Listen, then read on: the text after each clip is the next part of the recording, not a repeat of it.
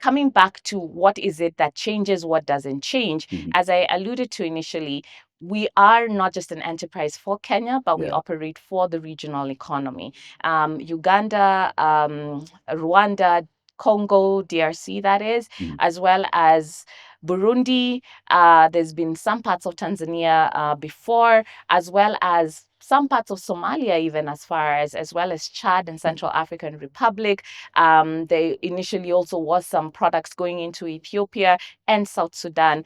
And now even as far as North Sudan into Khartoum, take product from the port of Mombasa. So this being a very critical entrepot for the African continent, it behooves KPC to comport itself like a continental asset.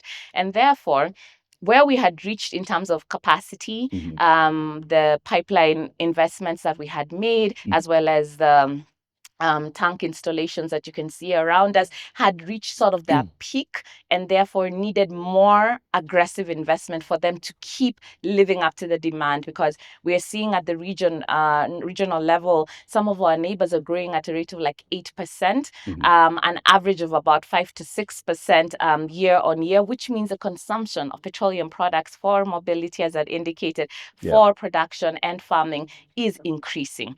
And with some of our partner countries being landlocked, such as Uganda and Rwanda, but being land linked into potential future markets, then we had to figure out how do we eventually take into account what they need, as well as these new markets and where they will be. And therefore, investment is very critical. And we cannot then keep expecting the Kenyan Mwananchi to also feed in to what the regional players need. So they now also need to be part of the growth and contribution of this pipeline infrastructure for the future and posterity.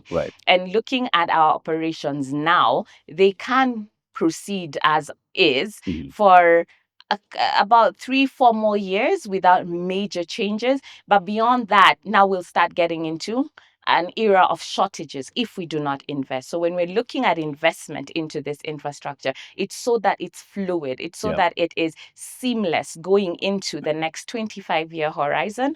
And therefore, we're looking at any investor that looks towards an enterprise that will be here for the long term, like an anchor sort of strategic investment into the energy sector, that this would be it.